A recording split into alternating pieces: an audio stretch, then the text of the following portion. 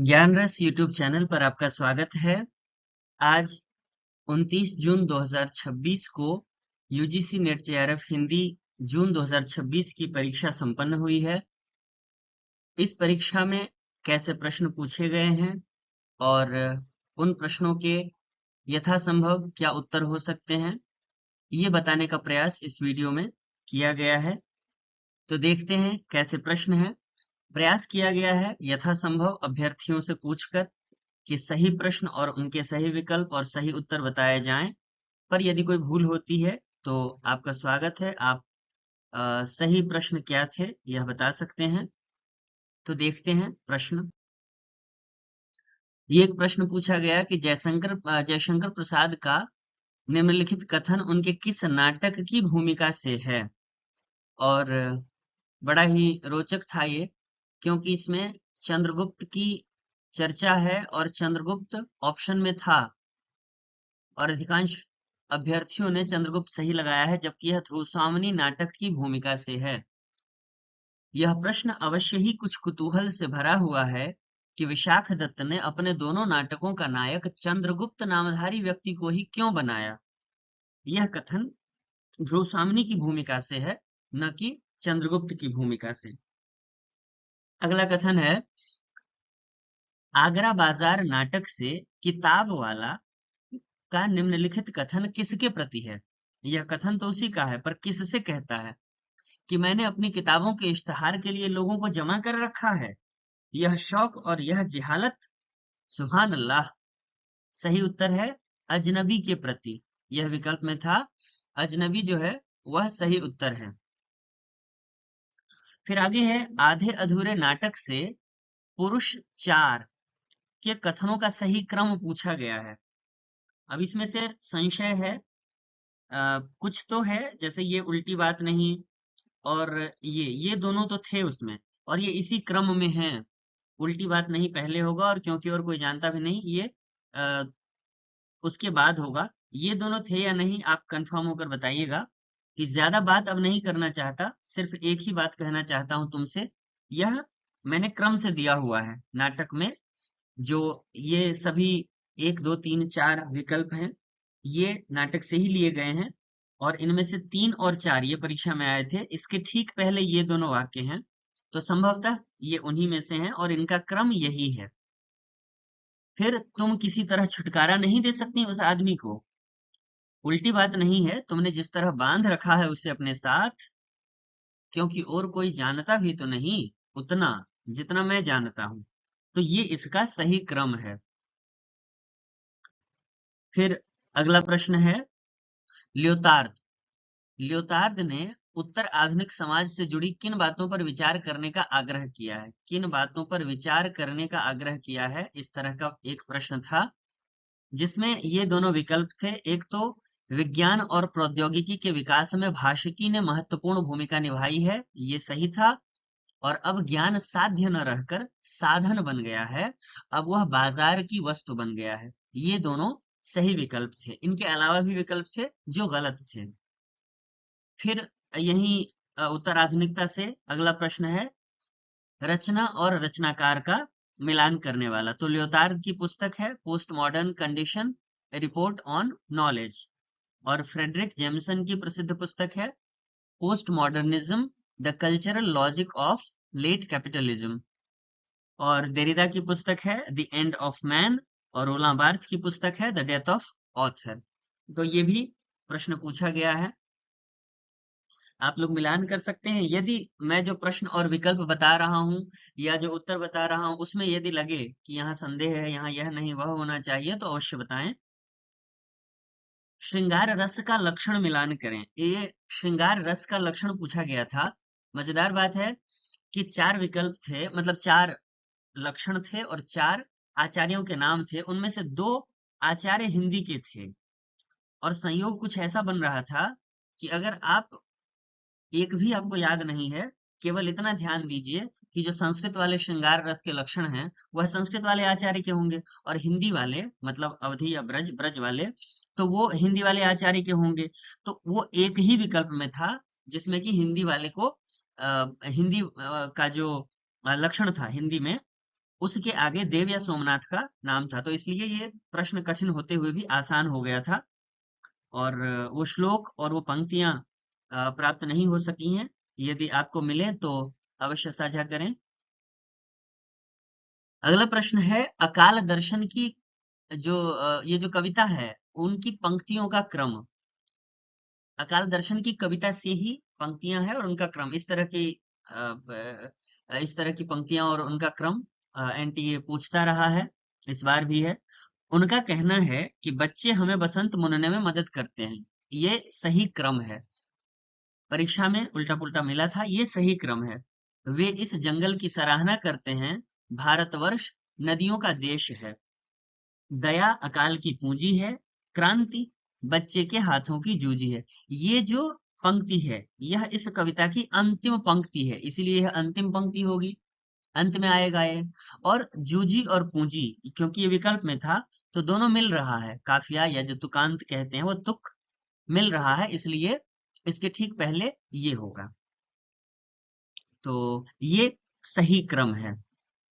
फिर एक ये भी था कि धूमिल की सभी कविताओं से एक एक पंक्ति लेकर और उनका मिलान करना था।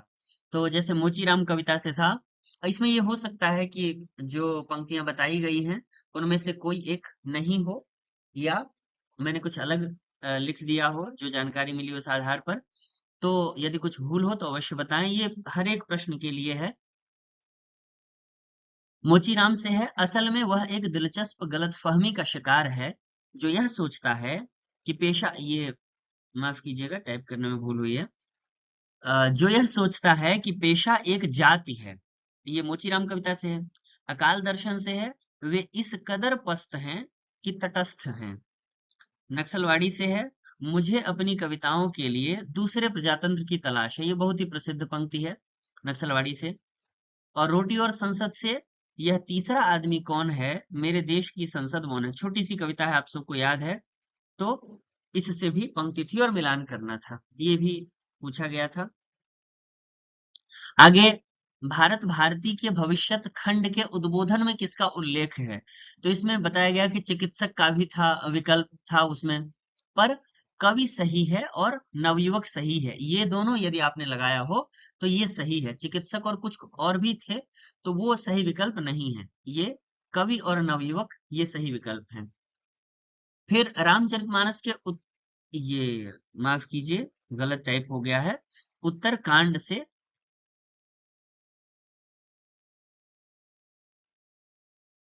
रामचरितमानस के उत्तरकांड से श्री राम का कथन, बड़े भाग मानुष तन पाओ। अब चार विकल्प थे, चुनना ये था कि रामचरितमानस के उत्तरकांड से श्री राम का कथन कौन सा नहीं है, असंगत चुनिए।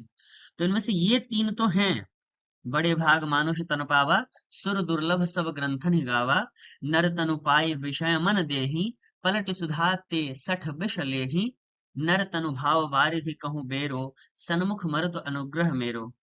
तो ये जो तीन पंक्तियां हैं, ये तीनों चौपाइयां श्री राम के ही मुख से कही गई हैं। इनके अलावा एक कोई पंक्ति है जो जो मुझे प्राप्त नहीं हो सकी है, और वही सही विकल्प होगा, क्योंकि चार में से तीन अगर है श्री राम जी के द्वारा कथित, तो एक जो चौथा गायब है कथन, वही होगा हमारा सही उत्तर।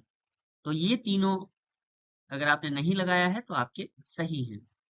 फिर स्मृति की रेखाएं में से महादेवी वर्मा का कथन, ये महादेवी वर्मा के प्रति कहा हुआ कथन पूछा है, और पूछा है कि यह किसने कहा है महादेवी वर्मा से।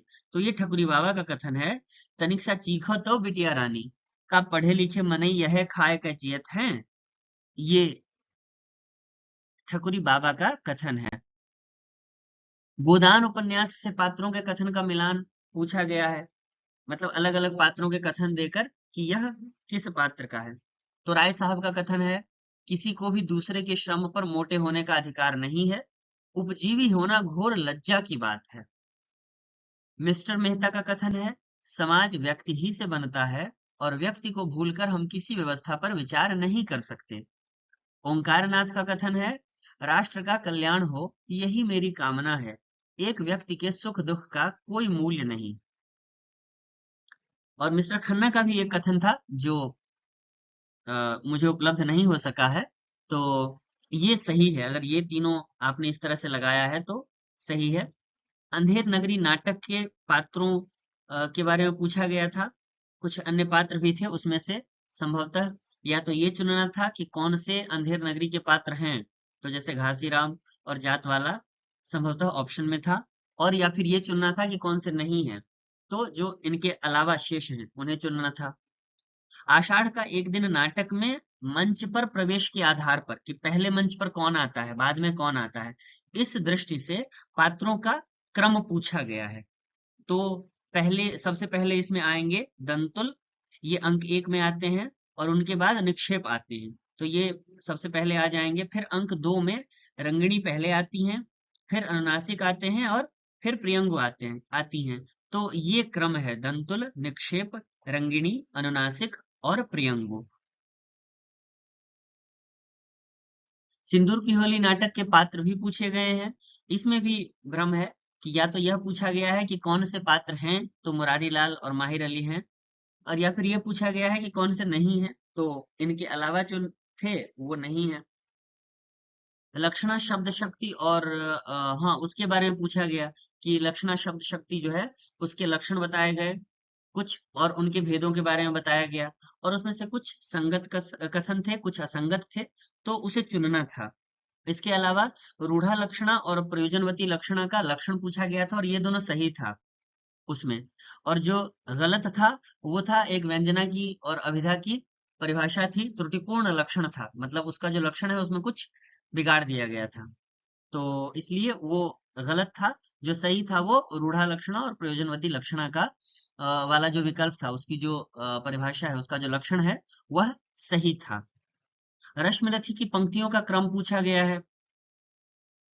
इनमें से एक बस सुनिश्चित है कि यह भी पंक्ति थी, इसके आसपास ये भी पंक्तियां थी, तो आप बताएंगे कि यहाँ ये पंक्तियां सही लिखी हैं, और जो एक और चौथी पंक्ति थी वो कौन सी है। तो रश्मिरथी की पंक्तियों का पर क्रम यही है: पहले तेजस्वी सम्मान खोजते नहीं गोत्र बतला के, पाते हैं जग से प्रशस्ति अपना कर्तव्य दिखला के, जाति जाति रटते जिनकी पूंजी केवल पाखंड, मैं क्या जानू जाति, जाति है ये मेरे भुजदंड। और फिर पूछो मेरी जाति शक्ति हो तो मेरे भुजबल से, रवि समान दीपित ललाट से और कवच कुंडल से। तो ये पंक्तियां थी रश्मिरथी से, जो जिसका क्रम लगाने का प्रश्न आया था। अगला प्रश्न देखते हैं। उपन्यास के पात्रों का सही मिलान, इसमें क्या था, जैसे गोदान उपन्यास है तो इसमें से कुछ कुछ पात्रों के नाम दे दिए गए, 1 2 3 4। अब इसमें से कोई एक पात्र दूसरा दे दिया, असंगत दे दिया, तो वो नहीं है। फिर मैला आंचल है, उसमें दे दिया 1 2 3 4, इसमें से कोई एक असंगत दे दिया, इस तरह से था। और इसमें से कोई एक सही था, सही वाला चुनना था, तो जिसमें एक भी गलत है उसे नहीं चुनना था। ये सारे विकल्प नहीं है मेरे पास, तो इसलिए मैं इसमें नहीं बता पा रहा हूं, पर प्रश्न यही था कि उपन्यास के पात्रों में से जो संगत है उसका चयन करना था। ज्यादातर में सही ही पात्र थे, एक कोई गलत पात्र था, सब में बस एक ऐसा विकल्प था जिसमें सभी सही पात्र थे उस उपन्यास के सामने, तो वो सही विकल्प था। तो उसके बाद माफ कीजिएगा, उसके बाद फिर उपन्यास के पात्र के कथन, जैसे अलग अलग कथन है अलग अलग उपन्यास से, या कथन एक ही था, माफ कीजिएगा, कथन एक ही था, और वह किस उपन्यास से है यह पूछा गया था। कथन मुझे प्राप्त नहीं हो सका है, पर एक ही कथन था, और वह किस उपन्यास से है यह था प्रश्न, और ये विकल्प थे: गोदान, जिंदगी नामा, झूठा सच और आपका बंटी। ये इस परीक्षा का सबसे आसान प्रश्न था। बचन सिंह किस कहानी का पात्र है, तो ये राजा नरमसिया के पात्र हैं।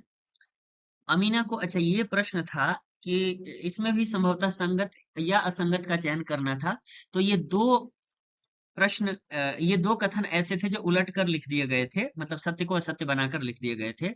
अमीना को विश्वास था कि उसके घर सेवैयां लेने कोई नहीं आएगा, जबकि कहानी में क्या है, ईदगाह में, कि वो परेशान रहती है इस बात से कि मेरे पास रुपए नहीं है, पैसे नहीं है, और सब लोग आएंगे, ईद का समय है, सब लोग आएंगे मांगने के लिए, नाई आएगा, फलाने आएंगे, तो उसकी चिंता होती है। तो इसलिए उसको विश्वास था, पर यहाँ है कि नहीं था, मतलब नहीं आएगा, उसको विश्वास था कि नहीं आएगा। फिर दूसरा ये उलट दिया गया कि कहानी के अंत तक हामिद के चिमटे से अन्य बच्चे प्रभावित या आकर्षित नहीं होते हैं, जबकि हो जाते हैं। हम सब जानते हैं कि कहानी के अंत में हामिद का चिमटा ही सबसे महत्वपूर्ण हो जाता है, और सारे बच्चे चाहते हैं कि काश मुझे चिमटा ही मिल जाए।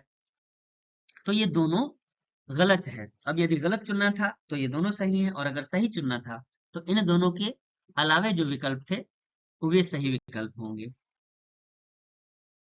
सूरदास के जो पाठ्यक्रम में पद लगे हैं उनमें से किसी एक पद का, वो पद मुझे प्राप्त नहीं हो सका है, एक पद का फिर से जो राग है वह पूछा गया है कि जो पद है मान लीजिए कोई, जैसे निर्गुण कौन देश को वासी, तो उसमें कौन सा राग है भ्रमर गीत सार के अनुसार, ये प्रश्न था।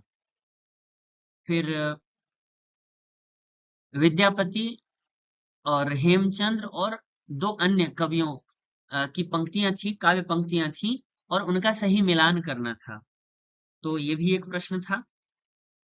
इसमें हेमचंद्र का भला हुआ जो मारिया बहिनी भारा कंतु, ये वाला था, और इसके अलावा विद्यापति की पंक्ति थी और दो और कवियों की पंक्तियां थी। फिर है शुक्ल जी ने निम्न कथन किसके बारे में कहा है, तो ये घनानंद के बारे में जो उन्होंने टिप्पणी की है वही पूछा गया था। भाषा पर जैसा अचूक अधिकार इनका था वैसा और किसी कवि का नहीं। भाषा मानो इनके हृदय के साथ जुड़कर ऐसी वशवर्तिनी हो गई थी कि ये उसे अपनी अनूठी भावभंगी के साथ साथ जिस रूप में चाहते थे उस रूप में मोड़ सकते थे। और फिर ये भी प्रश्न पूछा गया था कि आचार्य रामचंद्र शुक्ल के अनुसार अच्छे सूक्तिकार कौन हैं, तो ये वाला विकल्प सही है। और भी हैं उनके अनुसार, पर विकल्प में ये जो था घाघ और बैताल, ये वाला सही है।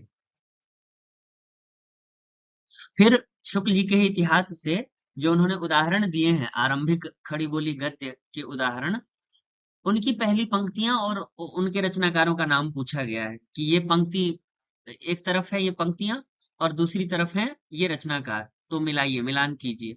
ये मिलान वाला था, तो सूरत मिश्र का है, अब शेख अबुल फजल ग्रंथ को करता प्रभु को नमस्कार करिका, इस तरह से वो शुरुआत करते हैं। गंग कवि का है कि सिद्ध श्री 108 श्री श्री पात शाही जी, श्री दलपति जी, अकबर शाह जी। फिर राम प्रसाद निरंजनी का गद्य है प्रथम पर ब्रह्म परमात्मा का नमस्कार है जिसको सब भासते हैं। और नियाज जी का गद्य है कि इससे जाना गया कि संस्कार का भी प्रमाण नहीं, आरोपित उपाधि है। फिर भोलाराम का जीव से कुछ पंक्तियां थी, और उन वाक्यों का सही क्रम लगाना था, वो पंक्तियां मुझे उपलब्ध नहीं हो सकी हैं। यदि आपको ध्यान आए तो अवश्य साझा कीजिए, कमेंट में लिख सकते हैं। हजारी प्रसाद द्विवेदी के निबंध संग्रहों का क्रम पूछा गया था, और उसमें से ये उसका सही क्रम है। कल्पलता 1951, विचार और वितर्क 1957, कुटज 1964 और आलोक पर्व 1972। उसके अलावा प्रेमचंद के उपन्यासों का क्रम भी पूछा गया है। प्रेमाश्रम 1922, रंगभूमि 1925, गबन 1931, कर्मभूमि 1932 और गोदान 1936। अमृतलाल नागर के उपन्यासों का क्रम भी पूछा गया। सात घूंघट वाला मुखड़ा 1968, एकदा नैमिषारण्य 1972, खंजन नयन 1981, करवट 1985, पीढ़ियां 1990। फिर भीष्म साहनी के उपन्यासों का क्रम भी पूछा गया। कड़ियां 1970, वसंती 1980, मैया दास की माड़ी 1988 और नीलू नीलिमा नीलोफर 2000। मजदूरी और प्रेम जो निबंध है उसका शीर्षक क्रम पूछा गया, उपशीर्षक का क्रम पूछा गया। तो उसमें सबसे पहले होगा गडरिये का जीवन, फिर मजदूर की मजदूरी, प्रेम मजदूर, मजदूरी और कला, और फिर पश्चिमी सभ्यता का एक नया आदर्श।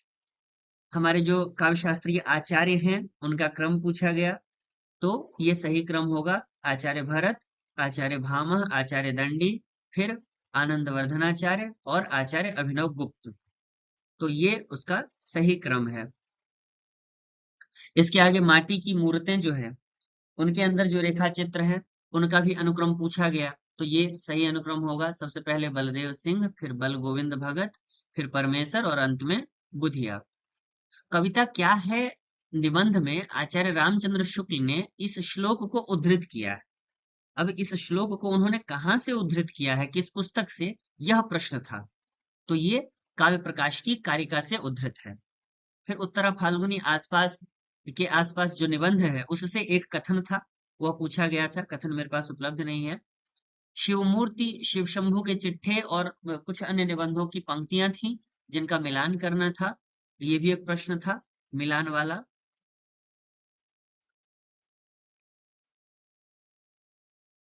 इनके अलावा निर्मला जैन की पुस्तक, ये भी प्रश्न था कि इनमें से कौन सी पुस्तकें निर्मला जैन जी की हैं। तो ये तीन पुस्तकें इनकी हैं, रस सिद्धांत और सौंदर्य शास्त्र, आधुनिक साहित्य मूल्य और मूल्यांकन, आधुनिक हिंदी काव्य रूप और संरचना।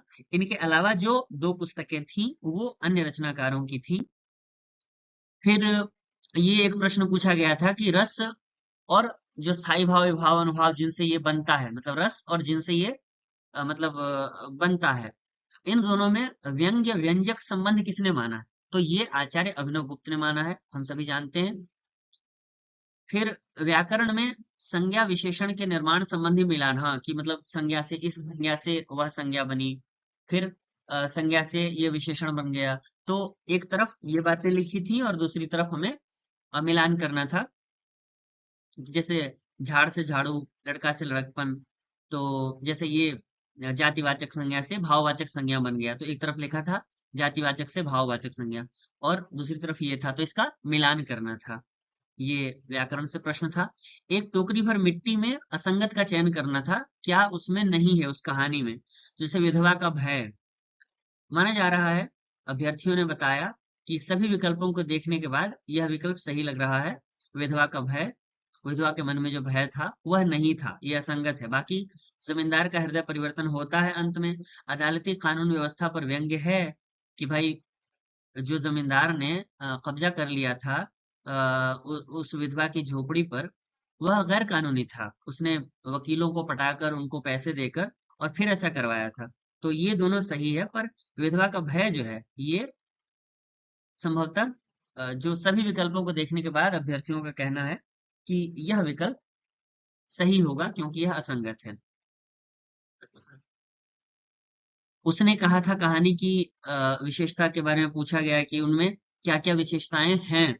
तो यदि यह प्रश्न पूछा गया तो ये तीनों सही विकल्प हैं कि उसमें अमृतसर की संस्कृति है, प्रथम विश्व युद्ध के दौरान विदेशी भारतीयों को कैसे लुभाने की कोशिश कर रहे थे, जमीन देकर, सम्मान देकर, ये सब। और फिर किसान का जो भूमि से प्रेम होता है, किसान का जो जमीन से प्रेम होता है, ये।